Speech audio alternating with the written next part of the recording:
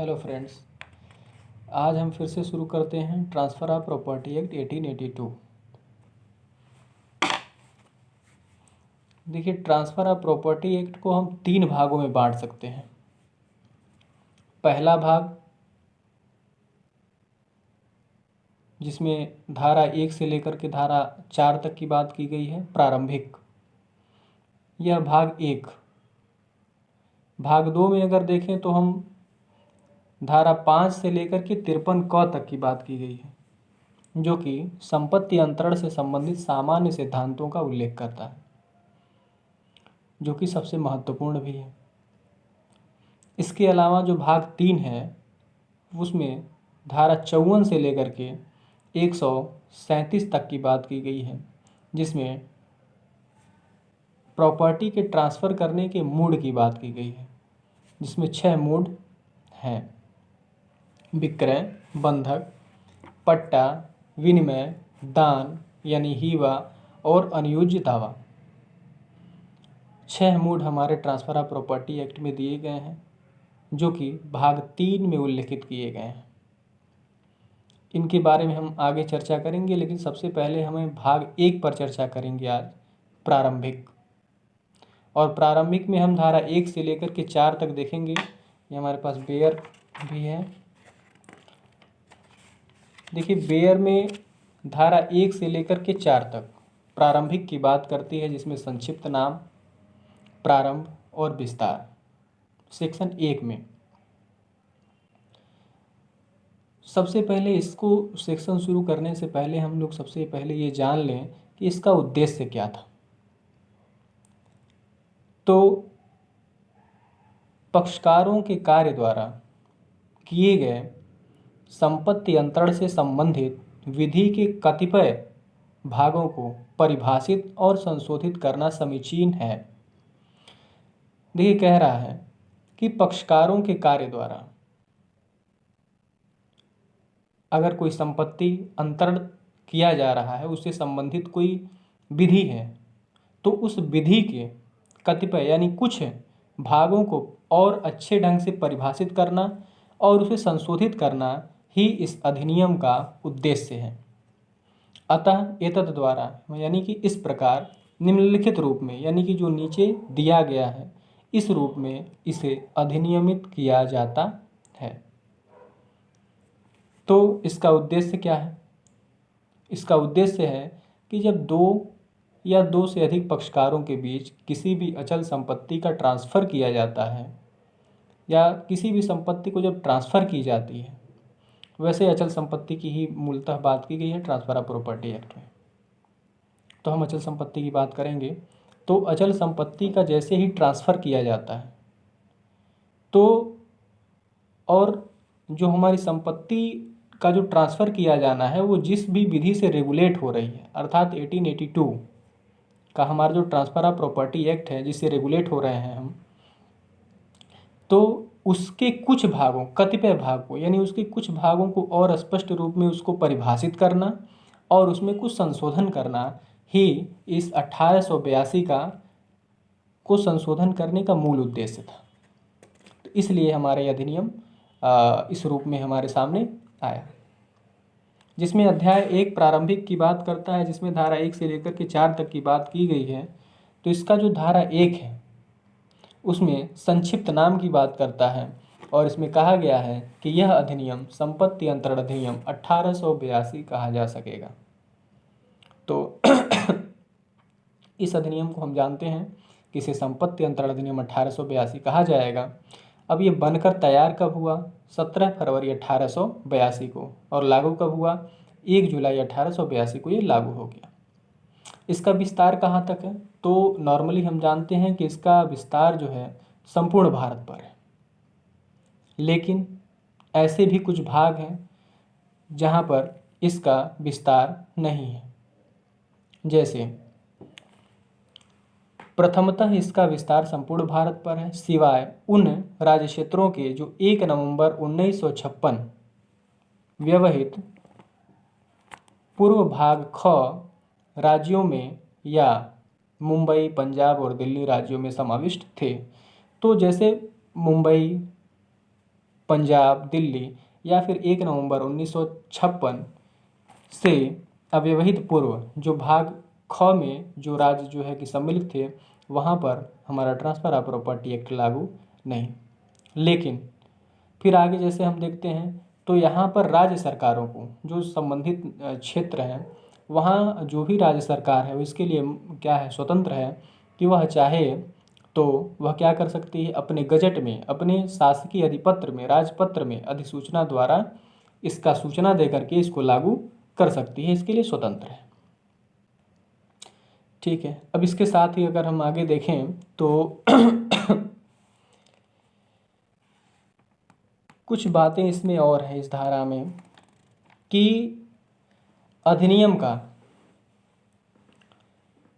की धारा 54 का जो पैरा 2 है, पैरा 3 है और धारा 59 है, धारा 107, 123 के प्रावधानों को उन जिलों या भूभागों पर लागू नहीं किया जाएगा जहां भारतीय पंजीकरण अधिनियम की प्रथम धारा द्वारा प्रदत्त शक्ति के अधीन या अन्यथा तत्समय अपवर्जित हो। यानी कहने का मतलब यह है कि राज्य सरकार धारा 54 का पैरा 2, पैरा 3 जहाँ पर विक्रय से संबंधित बातें की गई हैं, विक्रय का जो मूड है विक्रय कैसे किया जाएगा धारा 54 में, उसके लिए। और फिर जो है कि बंधक से संबंधित धारा 59 में बात की गई है। फिर 107 और 123, 123 में दान से संबंधित बात है, 107 में पट्टा से संबंधित बात है कि पट्टा कैसे किया जाएगा, पट्टे का मूड क्या होगा, उसके लिए नियम और शर्तें क्या होंगी, ये सब सारी बातें। तो इसके लिए क्या नियम रहेगा, उसमें कोई छूट प्रदान कर सकती है कि नहीं कर सकती है। तो राज्य सरकार धारा 54 का जो पैरा 2, 3 है और धारा 59, धारा 107, धारा 123 को वहाँ पर लागू नहीं कर सकती है जहाँ पर हमारा भारतीय पंजीकरण अधिनियम 1908 के प्रावधान लागू नहीं होते हैं। अर्थात जो हमारा भारतीय पंजीकरण अधिनियम 1908 है, उसकी जो धारा 1 में जिन जिन क्षेत्रों को जो है कि जिन जिन क्षेत्रों का उल्लेख किया गया है कि वहाँ पर पंजीकरण अधिनियम लागू नहीं होगा, वहाँ पर हमारे ट्रांसफ़र ऑफ प्रॉपर्टी एक्ट का जो सेक्शन 54 है, जो सेक्शन 59 है, 107 है और 123 है, इसके प्रावधान राज्य सरकार लागू नहीं कर सकती। ये रहे हमारे सेक्शन 1 की बातें।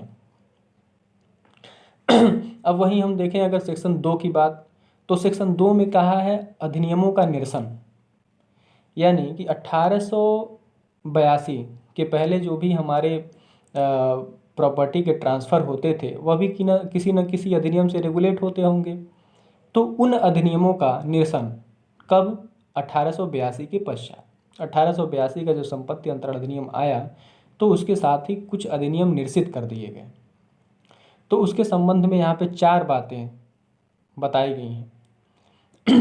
तो उसमें ये कहा गया है, जो सेक्शन 2 में कहता है कि जो 1882 के पहले जो हमारे एक्ट थे, जो भी अधिनियम थे, जो भी विधियाँ थी जिससे हमारी संपत्ति रेगुलेट होते थे, संपत्ति का ट्रांसफ़र होना रेगुलेट होता था, तो उनके संबंध में जो है जैसे 1882 का हमारे पास एक्ट आया तो उनके कुछ भागों का निरसन हो गया, कुछ भागें एज इट इज बनी रही। तो उसमें ये कहा गया है कि जो चीज़ें निरसित कर दी गई, इसमें जो 4 पॉइंट है, पहला पॉइंट यही है कि जो निरसित कर दिया वो तो निरसित हो गए, लेकिन जिनका यह उल्लेख नहीं किया गया है कि जिनको निरसित किया गया है वह अभी भी क्या है, अभी भी उनको विधि की कैटेगरी में रखेंगे, अर्थात उनका कोई भी उपबंध व्यर्थ नहीं जाएगा, अर्थात वह निरसित हुआ नहीं माना जाएगा और वह लागू होगा। ये तो पहली बात है। जैसे इसी में कह रहा एतद द्वारा अभिव्यक्त रूप से न निरसित किसी भी अधिनियमित के उपबंध, यानी कि जो अधिनियम में, उन अधिनियमों में जो भी उपबंध निरसित नहीं किए गए हैं उन पर कोई भी प्रभाव नहीं पड़ेगा, अर्थात वे लागू रहेंगे। ख देखिए, दूसरा पॉइंट वहीं कहता है कि किसी संविदा के या संपत्ति संगठन के कोई निबंधन या प्रसंगतियां जो इस अधिनियम के उपबंधों से संगत और तत्समय प्रवृत्त विधि के द्वारा अनुज्ञात हैं, यानी कि उन बिंदुओं पर भी कोई प्रभाव नहीं पड़ेगा जो पहले निरसित नहीं हुई हैं, यानी कि जो किसके संबंध में है, जो किसी संविदा के संबंध में या फिर संपत्तियों के संगम से संबंधित है। संगम यानी संपत्तियों का संगठन से संबंधित है, यानी संपत्तियों को दो या दो से अधिक संपत्तियों को के जोड़ से एक नई और बड़ी संपत्ति को बनाई गई है। उन संपत्तियों से संबंधित अगर कोई पुराने प्रोविजंस हैं जिसका निरसन नहीं किया गया है, और अगर वह प्रोविजन हमारे 1882 यानी संपत्ति अंतर अधिनियम के प्रोविजंस का उल्लंघन नहीं करते, उसके विरुद्ध नहीं जाते हैं, अर्थात इसके सुसंगत रहते हैं, तो उनके प्रोविजंस पर कोई प्रभाव नहीं पड़ेगा, अर्थात वह भी लागू रहेंगे। इसी में जो तीसरा बिंदु है वह कहता है कि इस अधिनियम के प्रवृत्त होने के पूर्व, यानी इसके पहले 1882 के एक्ट के हमारे पहले गठित किसी विधिक संबंध से उत्पन्न कोई अधिकार, दायित्व या ऐसे किसी अधिकार या दायित्व के बारे में कोई अनुतोष कह रहा है कि मान लीजिए 1882 के हमारे इस एक्ट के आने के पहले किसी संपत्ति में कोई डिस्प्यूट हुआ जिसमें कोई अधिकार, कोई दायित्व उत्पन्न हुए, या फिर उन अधिकारों या उन दायित्वों से कोई अनुतोष उत्पन्न हो गया, तो उस अनुतोष पर जो उत्पन्न हुआ है, उस दायित्व पर, उस अधिकार पर कोई भी प्रभाव नहीं पड़ेगा। इसी में 3 पॉइंट ये हो गए, और जो चौथा पॉइंट है वह यह कहता है कि इस अधिनियम की धारा 57 जो है कि वो विलंगमों की बात करता है, भारों की बात करता है, और अध्याय 4 भी विलंगम से संबंधित है, भार से संबंधित है। तो कह रहा है इस अधिनियम की धारा 57 और अध्याय 4 द्वारा यथा उपबंधित के सिवाय विधि की क्रिया द्वारा या सक्षम अधिकारिता युक्त न्यायालय की डिक्री या आदेश के द्वारा या उसके निष्पादन में हुआ कोई अंतरण। तो ये 4 पॉइंट्स हैं जो सेक्शन 2 के लिए मोस्ट इम्पॉर्टेंट है। सेक्शन 2 को एक और थोड़ा सा ब्रीफ में हम जान लें सेक्शन 2 को, तो संपत्ति अंतरण अधिनियम द्वारा अभिव्यक्त टिप्पणी पर आते हैं। तो कह रहा है निम्नलिखित प्रावधान संपत्ति अंतरण अधिनियमित द्वारा प्रभावित नहीं होंगे, अर्थात जो हमारा संपत्ति अंतरण अधिनियम है वह प्रभावित नहीं होगा। कितने पॉइंट क कह रहा है संपत्ति अंतरण अधिनियम द्वारा अभिव्यक्त निरसित न किए गए किसी अन्य अधिनियम के उपबंध, यानी कि जिन जिन उपबंधों को निरसित नहीं किया गया है, जैसे पंजाब व अवध में विधानमंडल द्वारा स्वीकृत रूढ़ियों को बनाए रखना, बम्बई भू राजस्व संहिता धारा जो 74 है, तो इन सब बातों पे खैर सेक्शन 2 के बारे में बस इतना जानने की ज़रूरत नहीं है। बस सेक्शन 2 में इतना जानना है कि इसमें 4 बातें हैं जो 1882 के पहले जो हमारी विधि थी संपत्ति से संबंधित, जो संपत्ति के ट्रांसफ़र को रेगुलेट करता था, 1882 को जो हम लेकर के आए तो उसके कुछ उपबंधों को निरसित किए। जब हमने 1882 का संशोधन किया तो कुछ बिंदुओं को हमने जो है कि संशोधन के द्वारा निरसित कर दिया, कुछ को बनाए रखा, तो जो बने रहे वो एज इट इज़ लागू रहेंगे।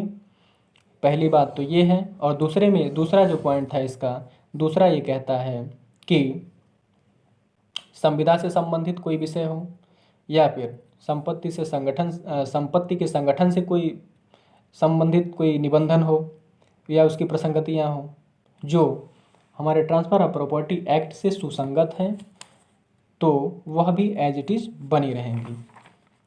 ये 4 मुख्य इसमें बातें थीं। अब आते हैं हम अपने सेक्शन 3 पर, निर्वचन खंड, जो कि बहुत ही महत्वपूर्ण है। सबसे अधिक महत्वपूर्ण सेक्शन 3 यहाँ पे हमारे प्रथम अध्याय से इसमें कुछ शब्द दिए हैं जिनकी जो है कि हमारे पास जिनकी परिभाषाएं हमारे पास दी गई है। स्थावर संपत्ति की परिभाषा अक्सर पूछी जाती है, और जो ट्रांसफ़र ऑफ प्रॉपर्टी एक्ट में स्थावर संपत्ति की जो परिभाषा दी गई है वह संपूर्ण नहीं है। अगर स्थावर संपत्ति की परिभाषा आपको जाननी है तो हमें ट्रांसफ़र ऑफ प्रॉपर्टी एक्ट के साथ साथ जनरल क्लॉजेज एक्ट का जो सेक्शन 3 का जो सब क्लॉज, जो क्लॉज 25 है, उसे भी हमें पढ़ना पड़ेगा। ट्रांसफ़र ऑफ प्रॉपर्टी एक्ट का जो सेक्शन 3 है, जो संपत्ति स्थावर संपत्ति की बात करता है, अचल संपत्ति की बात करता है, वह एक प्रकार से नेगेटिव परिभाषा व्यक्त करता है। जो हमारा ट्रांसफ़र ऑफ प्रॉपर्टी एक्ट 1882 है, वह यह बताता है कि क्या ऐसे वस्तुएं हैं, कौन सी ऐसी चीज़ें हैं जो अचल संपत्ति नहीं है। वहीं जब हम जनरल क्लॉजेज एक्ट पढ़ते हैं का जो सेक्शन 3 का जो क्लॉज 25 है, वहाँ पढ़ते हैं तो हम पॉजिटिव परिभाषा दी गई है कि क्या चीज़ें ऐसी हैं जो कि अचल संपत्ति के अंतर्गत, स्थावर संपत्ति के अंतर्गत आती हैं। तो जब तक हम दोनों परिभाषाओं को एक साथ मिलाकर नहीं पढ़ेंगे तब तक हमारी परिभाषा संपूर्ण नहीं होगी। तो स्थावर संपत्ति की परिभाषा में ट्रांसफ़र ऑफ प्रॉपर्टी एक्ट के संदर्भ में जब हम देखेंगे तो उसमें कहा गया है कि स्थावर संपत्ति के अंतर्गत खड़ी कास्ट मतलब कि जैसे ज़मीन में जो है कि बांस गाड़ देना, कोई भी खंभा लगा देना, तो ये चीज़, उगती फसलें और घास, ये स्थावर संपत्ति में नहीं आते। तो यहाँ तो हम ये देख रहे हैं कि स्थावर संपत्ति में ये नहीं आते, तो फिर आते क्या हैं? तो आते हैं, इसके लिए हमें जनरल क्लॉजेज एक्ट देखना पड़ेगा का सेक्शन 3 का क्लॉज 25। उसमें जनरल क्लॉजेज एक्ट 1897 का जो धारा 3 का क्लॉज 25 है, या फिर रजिस्ट्रेशन एक्ट 1908 की जो धारा 2 क्लॉज 6 है, उसके अनुसार अचल संपत्ति के अंतर्गत भूमि आती है, भूमि से होने वाले लाभ आते हैं और भूमि में संलग्न वस्तुएं आती हैं। ये 3 चीज़ें आती हैं, भूमि, भूमि से होने वाले लाभ और भूमि में संलग्न वस्तुएं। तो जब तक हम इन दोनों एक्ट जनरल क्लॉजेज एक्ट और ट्रांसफ़र ऑफ प्रॉपर्टी एक्ट दोनों को मिला करके हम स्थावर संपत्ति की परिभाषा नहीं देखेंगे तब तक हमारा परिभाषा सही मायनों में कंप्लीट नहीं होती है। इसके अलावा जो हमारा निर्वचन खंड है, सेक्शन 3 है, उसमें लिखत की परिभाषा दी गई है। लिखत का मतलब यह है, लिखत से अवसियती लिखित अभिप्रेत है। लिखत का मतलब यह है कि वह डॉक्यूमेंट के रूप में होना चाहिए। वहीं पर अगर हम अनुप्रमाणित की परिभाषा देखें तो अनुप्रमाणन का मतलब यह है कि कम से कम 2 या 2 से अधिक साक्षियों के समक्ष अगर कोई दस्तावेज लिखी जा रही है तो उसे 2 या 2 से अधिक व्यक्तियों के द्वारा उसे अनुप्रमाणित किया जाए, उसे हस्ताक्षरित किया जाए साक्षी के रूप में, वही अनुप्रमाणित होता है। और आगे देखें, आगे जो है अनुप्रमाणन के जो आवश्यक तत्व हैं, कब कब एक अनुप्रमाणक अनुप्रमाणन करने योग्य होता है या फिर कर सकता है, किन किन कंडीशंस में, तो उसके लिए कुछ आवश्यक तत्व होते हैं। वो आवश्यक तत्व हमें टिप्पणी में मिल जाएगा, टिप्पणी आप देख सकते हैं। आवश्यक तत्व निम्नलिखित हैं। पहला, दस्तावेज पर 2 या 2 से अधिक गवाहों के हस्ताक्षर निष्पादक के समक्ष होना आवश्यक है।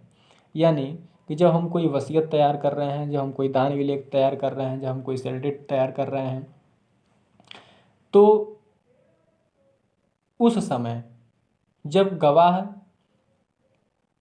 वहाँ हो और जब गवाहों को अपनी गवाही देनी हो, हस्ताक्षरित करनी हो गवाह को, तो वहाँ पर निष्पादक का होना आवश्यक है। निष्पादक जब वहाँ पे हो तभी गवाहों का हस्ताक्षर होना चाहिए, ये पहली शर्त है। दूसरा ये है कि हस्ताक्षर करने से पहले निम्नलिखित में से कोई एक शर्त का पालन हो, जिसमें देखो 3 शर्तें दी गई हैं। अब इन 3 शर्तों में से कोई एक शर्त का पालन होना आवश्यक है। पहला शर्त ये है कि प्रत्येक गवाह ने अंतरणकर्ता या निष्पादक को हस्ताक्षर करते देखा हो। यानी कि ऐसा कभी कभी हो जाता है कि वसीयत का या दान विलेख या सेल डीड है, उसका लेखक कोई और होता है। लेखक ने क्या किया, पूरा जो है कि प्रारूप लिख दिया, सेल डीड के विषय में, दान विलेय का मामला है, वसीयत है, लिख दिया। अब लिख दिया और उसके बाद जो है कि निष्पादक ने क्या किया या फिर अंतरणकर्ता ने क्या किया, उस पर हस्ताक्षर भी बना दिया पहले से, और बाद में जो है कि उसकी अनुपस्थिति में दो गवाहों का साइन ले लेना, ये अनुचित है, ये शर्त नहीं है। शर्त यह है, पहला शर्त यह है कि गवाहों को तभी गवाही देनी चाहिए या फिर जो है कि उस सेल डीड पे, दान विलेख पे, उस वसीयत पे हस्ताक्षर करना चाहिए जब उसका अंतरणकर्ता या निष्पादक वहाँ उपस्थित हो। या दूसरा शर्त ये है कि अंतरणकर्ता या निष्पादक की उपस्थिति में और उसके निर्देश से कोई अन्य व्यक्ति उस पर क्या कर रहा हो, हस्ताक्षर कर रहा हो, और यह किसी गवाह ने देखा है, तब उस गवाह को उस पर हस्ताक्षर करना चाहिए। तीसरा जो शर्त है, अंतरणकर्ता या निष्पादक के हस्ताक्षर या अंगूठे का चिन्ह की व्यक्तिगत अभिस्वीकृति प्राप्त की हो, या फिर कभी ऐसा हो सकता है कि ना देखा हो गवाह निष्पादन कर अंतरणकर्ता को या निष्पादक को हस्ताक्षर करते हुए, तब क्या होगा, तब ये हो सकता है कि अगर वह निष्पादक खुद यह स्वीकार करता हो कि हाँ यह मैंने इसको साइन बनाया है और आप भी जो है इसका अनुप्रमाणन कर दीजिए, तो उस कंडीशन में कोई भी साक्षी अनुप्रमाणक हो सकता है। और यह आवश्यक नहीं है कि दोनों साक्षियों को एक साथ वहाँ उपस्थित कराया जाए, दोनों साक्षी अलग अलग उपस्थित हो सकते हैं। इसके अलावा अगर हम परिभाषा में देखें तो रजिस्ट्रीकृत की परिभाषा दी गई है, जिसमें लिखा हुआ है, रजिस्ट्रीकृत से ऐसे किन्हीं राज्य क्षेत्रों के जिस पर कि इस अधिनियम का विस्तार है, जिस पर कि इस अधिनियम का विस्तार है, किसी भी भाग में दस्तावेजों के रजिस्ट्रीकृत के विनियमित करने वाली तत्समय प्रवृत्त विधि के अधीन रजिस्ट्रीकृत अभिप्रेत है।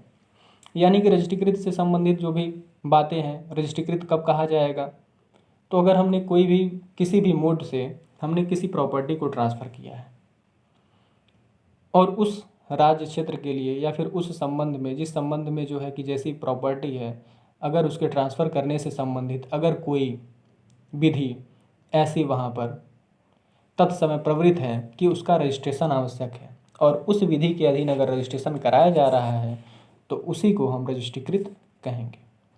भूबद्ध, भूबद्ध की परिभाषा यहाँ पर दी गई है।